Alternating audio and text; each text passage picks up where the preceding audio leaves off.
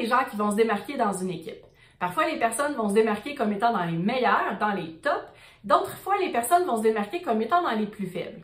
Afin de s'assurer d'uniformiser et d'avoir une belle qualité au niveau de tes services, aujourd'hui, je te donne 5 trucs pour améliorer le rendement de ton personnel.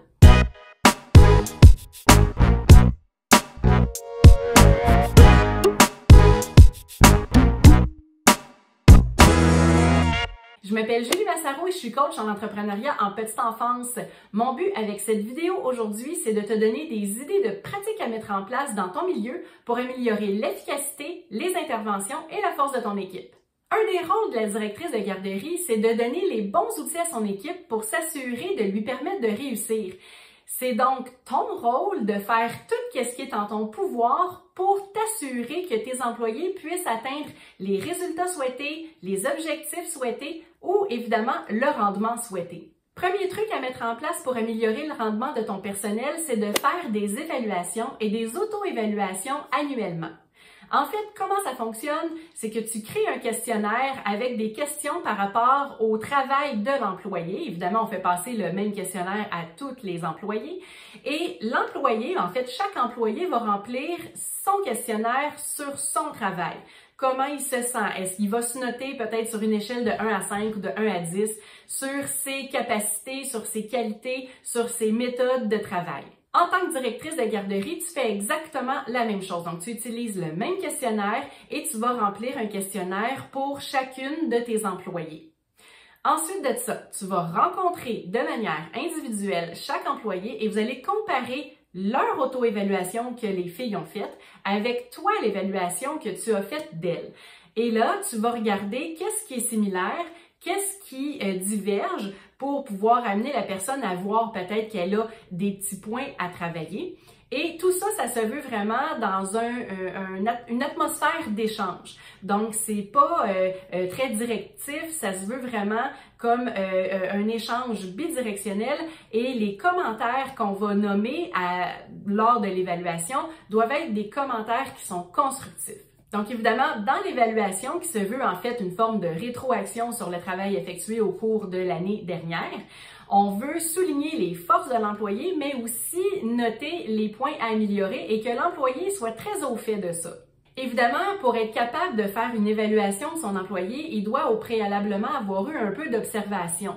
Donc, si toi, tu n'es pas capable, une fois de temps en temps, de faire un tour sur le plancher, d'aller voir dans les locaux ce qui se passe, tu peux mandater peut-être quelqu'un pour le faire pour toi, mais c'est sûr et certain que, tu sais, il faut que tu saches exactement ce qui se passe sur le plancher pour être capable de bien noter ton équipe, évaluer ton équipe pour savoir exactement c'est quoi les points faibles à améliorer.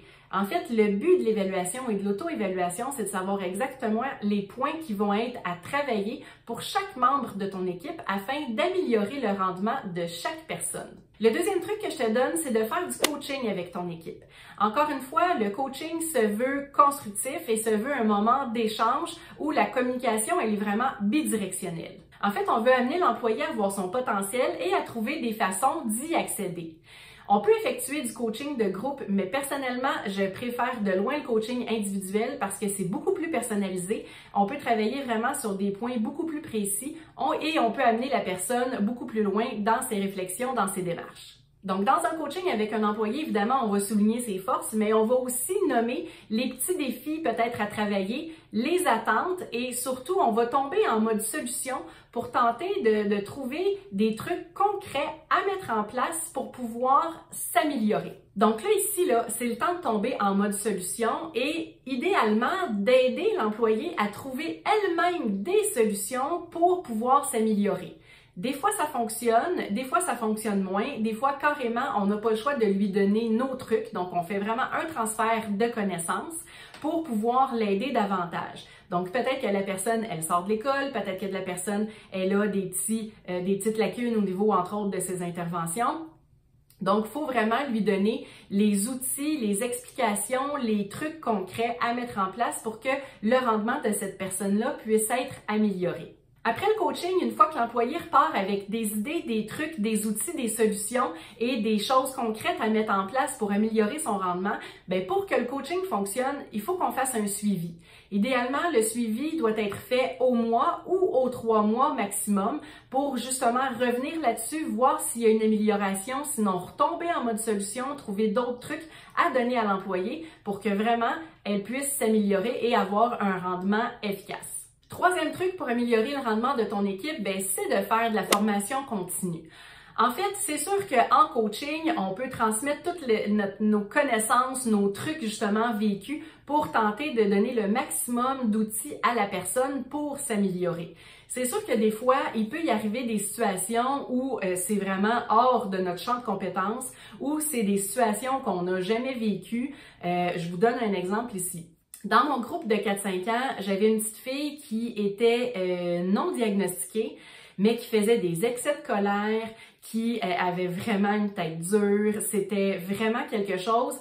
Et tous les trucs que les éducatrices apprenaient à l'école, toutes les techniques d'intervention, il n'y a absolument rien qui fonctionnait sur cet enfant-là. Et quand je dis rien, là, c'est 0 puis une barre. Fait que qu'est-ce que j'ai fait? C'est que je suis allée chercher une formation d'une psychoéducatrice pour donner des outils concrets à mon éducatrice qui était aux prises avec cette situation-là, gérée avec cet enfant-là. Et grâce à la formation continue, grâce aux outils de la psychoéducatrice, ben, mon éducatrice, elle a été capable de bien gérer cet enfant-là et d'avoir une belle harmonie dans son local. Donc, grâce à la formation continue, j'ai su améliorer le rendement de mon employé. On va se dire les vraies affaires. Ça rapporte gros la formation continue parce que non seulement tu améliores le rendement de ton équipe, mais en plus l'employé sent que l'employeur va investir en elle du temps, de l'argent. Donc la personne, elle se sent épaulée, elle se sent soutenue et elle se sent importante. Puis ben en plus, comme je l'ai mentionné, son rendement s'en retrouve juste amélioré. Fait que c'est vraiment payant de vraiment investir dans la formation continue avec son équipe. Quatrième truc pour améliorer le rendement de son personnel, ben des fois, il faut s'assurer que la personne, elle est assise sur la bonne chaise. Donc, est-ce que la personne que tu as embauchée, elle est compatible avec le poste? Ou est-ce que la personne que tu as embauchée, elle est compatible avec l'entreprise, donc avec la garderie? Est-ce que la personne, elle est compatible avec l'équipe? Des fois, on a des gens qui sont, des fois même, je dis embauche tantôt, là, mais peut-être qu'il y a des gens qui sont déjà même en place depuis longtemps, puis que la personne est plus heureuse en tant qu'éducatrice. Peut-être que la personne, elle aspire à autre chose. Peut-être que la personne, elle est tannée, elle est blasée de son travail. Donc, des fois, même si on donne des outils de la formation continue, du coaching, de l'évaluation, des fois, il faut que ça parte de la personne. Peut-être que la personne, elle n'est pas faite pour ce poste-là, ou peut-être que la personne, elle n'est plus faite pour ce poste-là. Alors, dans ce cas-là, il faut vraiment avoir une discussion avec la personne pour l'amener à nommer justement le fait que malheureusement, ça fonctionne pas. Des fois, on a des gens qui tu sais, je donne un exemple, j'ai eu des filles en entrevue qui étaient, oh mon Dieu, c'était des perles, mais moi, je savais pertinemment que ça ne fonctionnerait pas avec mon équipe. Pour X, Y raison. Même si la fille était bonne en entrevue, bon, c'est sûr que je ne l'ai pas vue travailler, mais elle semblait avoir des qualités. Je savais, entre autres, exemple, au niveau de la personnalité, que ça ne fonctionnerait pas avec mon équipe. Est-ce que je l'ai embauché? Ben non, je voulais pas créer d'autres problèmes puis affecter le rendement de mon équipe. Fait que des fois, on peut avoir une bonne personne, mais on sait que ça ne fonctionnera pas, ça ne sera pas compatible avec notre équipe, fait qu'il faut faire des choix. Même chose avec la garderie. Tu sais, puis là, je donne un exemple, là. Nous, on était vraiment axés sur le sport, on faisait énormément d'activités physiques. J'ai passé une fille en entrevue, elle était super bonne, vraiment, je suis sûre qu'elle aurait été une très bonne éducatrice, mais elle haïssait ça, le sport. Est-ce que je vais embaucher quelqu'un alors que ça ne convient pas aux attentes de l'entreprise avant même que l'employé soit dans la place? Malheureusement, non.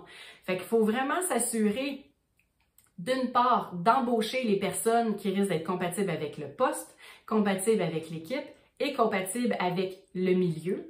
Et si la personne, elle est en poste depuis longtemps puis que la personne, elle n'est pas compatible ni avec l'équipe et ou avec le poste et ou avec la garderie, ben là, justement, on va commencer à faire des rencontres avec cette personne-là pour l'amener à voir ce que nous, on voit parce que malheureusement, on ne peut pas continuer avec quelqu'un où est-ce qu'il y a un clash. C'est sûr, par contre, il faut faire attention.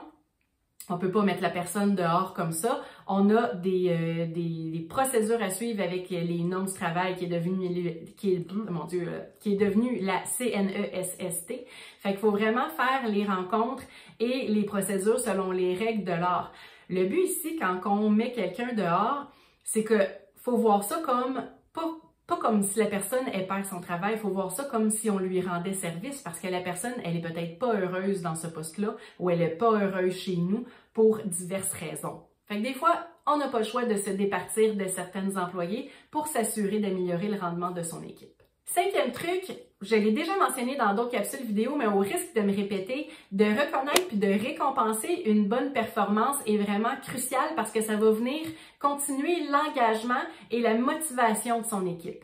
Je te donne ici quelques trucs en rafale. Tu peux mettre des incitatifs basés sur la performance, comme par exemple un bonus lors de l'atteinte d'objectifs spécifiques. Tu peux faire de la reconnaissance publique, soit de reconnaître les performances exceptionnelles d'une ou plusieurs employés en réunion d'équipe, dans des infolettes, dans les courriels adressés aux parents ou sur les réseaux sociaux. Tu peux faire des célébrations d'équipe, organiser des événements de renforcement d'équipe, donc des déjeuners ou des activités pour célébrer les objectifs réalisés. Tu peux envisager d'offrir des promotions et ou peut-être un avancement à l'intérieur de la garderie, peut-être en ouvrant un poste à temps partiel de conseillère pédagogique ou de directrice adjointe pour te donner un coup de main aux personnes vraiment qui se sont démarquées dans l'équipe. Donc, si je résume, 5 trucs pour améliorer le rendement de ton équipe. Numéro 1, évaluation et auto-évaluation annuelle. Numéro 2, coaching au mois ou aux 3 mois maximum. Numéro 3, formation continue. Numéro 4, reconnaître quand un employé n'est pas à la bonne place et poser les actions nécessaires requises. Finalement, numéro 5, récompenser les bonnes performances. J'espère que mes pratiques te donnent des bonnes pistes de réflexion et te reste juste à les mettre en place pour améliorer les rendements de ton équipe et toi aussi avoir une équipe de feu.